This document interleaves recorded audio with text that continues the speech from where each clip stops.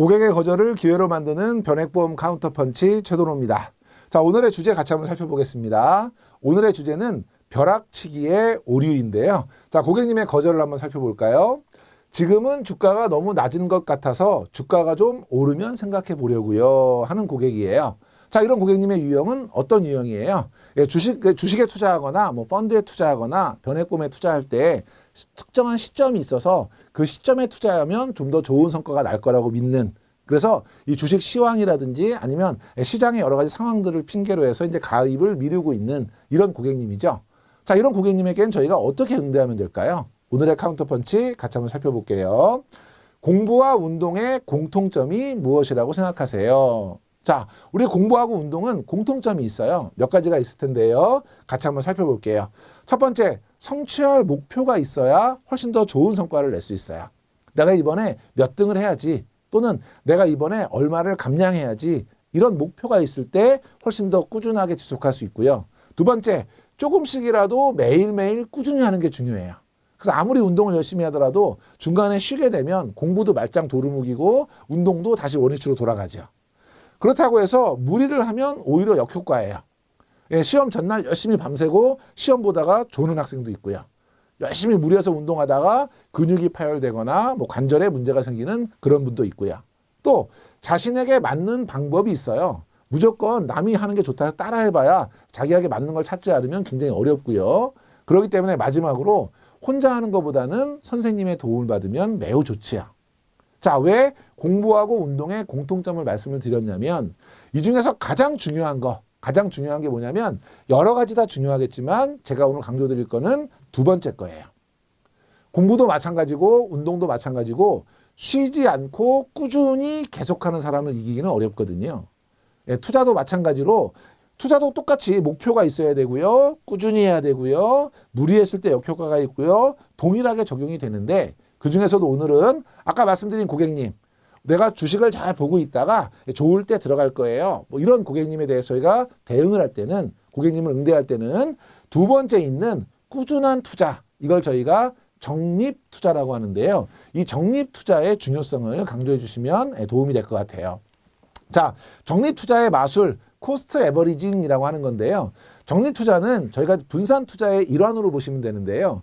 우리가 분산투자 그러면 주식하고 채권 나누어서 투자하고 이런 것만 생각하시는데요. 시간의 분산도 매우 중요해요. 그러니까 저희가 주식 투자할 때 한꺼번에 샀다가 한꺼번에 팔지 말고 나누어서 분할 매수하고 팔 때도 나누어서 분할 매도해라, 이런 얘기들을 많이 해요.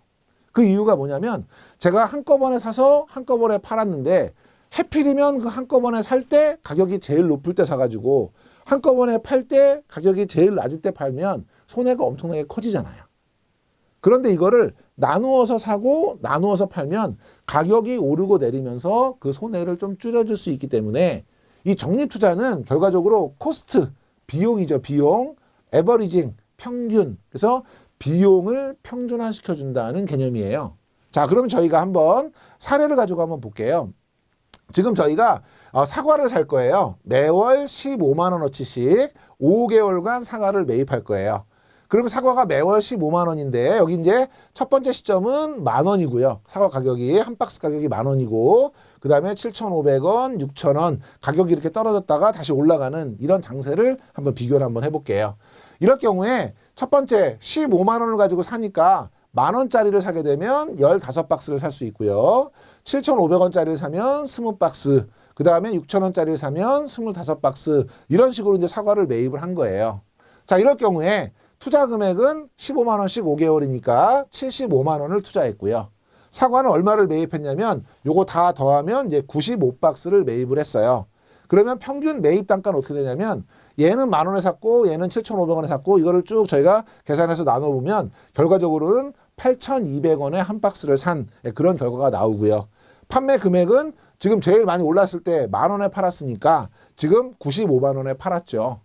그러면 저희는 75만 원에 한 박스당 8,200원씩 95박스를 사서 95만 원에 팔면서 얼마의 수익이 났어요? 20만 원의 수익이 났죠. 근데 이거를 어떤 분이 똑같이 75만 원을 들고 한꺼번에 여기서 한꺼번에 사과를 사고 떨어졌다 올라갔을 때 한꺼번에 팔았다. 그럼 어떻게 돼요? 본전이죠. 10,000원에 사서 10,000원에 팔았으니까.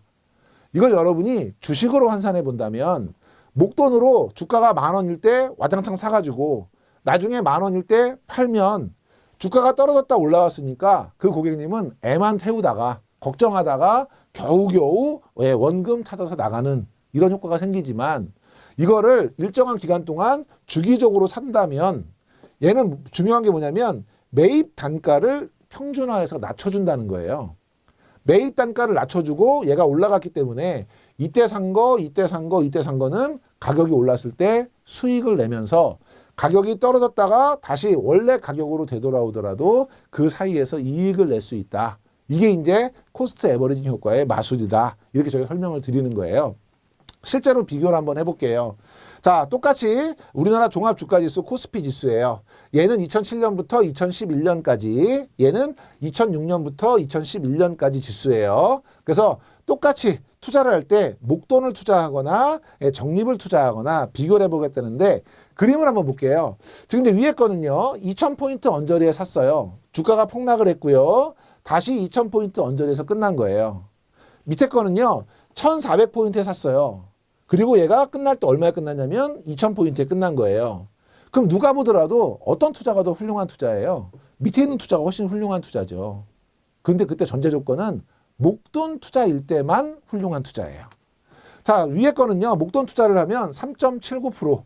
주가가 떨어지니까 속만 태우다가 다시 원금 가까이 오면서 3.79%니까요. 지금 2007년부터 2011년이면 약 4년 정도 걸렸어요. 그러니까 연 평균 수익률이 몇 프로예요? 1% 정도 수익이 난 거죠.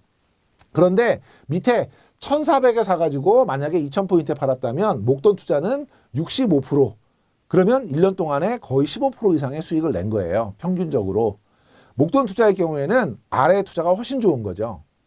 그런데 이거를 만약에 월 적립식으로 투자를 했다라고 저희가 계산을 해보면 지금 차이가 많이 나야 되는데 지금 위에 거는 33.69%, 밑에 거는 35.94%. 실제로 월 적립식으로 투자를 했을 때는 위하고 아래하고의 수익률 차이가 거의 발생하지 않는다는 거예요. 그래서 적립 투자는 가격의 변동성을 시간을 쪼개서 투자함으로 인해서 평준화시켜주는 그런 효과를 가져오기 때문에 굉장히 좋은 그런 분산 투자 방법 중에 하나다라고 저희가 말씀을 드리는 거고요. 결론적으로 말씀을 드리면요. 적립식 투자, 내가 목돈을 들고 투자해서 나중에 목돈으로 찾는다. 이럴 때는 투자 시점, 환매 시점 이런 것들이 매우 중요해요. 그런데 적립식 투자를 시작할 때는 적립식 투자는 언제 찾느냐는 의미가 있을 수 있어요. 그런데 언제 들어가느냐는 사실은 큰 의미가 없다. 왜냐하면 지속적으로 분할해서 들어갈 거기 때문에 적립식 투자를 시작할 때 가장 최적의 시점은 언제다? 마음 먹었을 때 바로 지금이 가장 최적의 시점이다. 라는 것을 고객님에게 설명해 주시면 도움이 되실 것 같습니다. 자, 그럼 오늘 공부하셨던 우리 카운터 펀치 다시 한번 정리하면서 마무리하도록 하겠습니다. 감사합니다.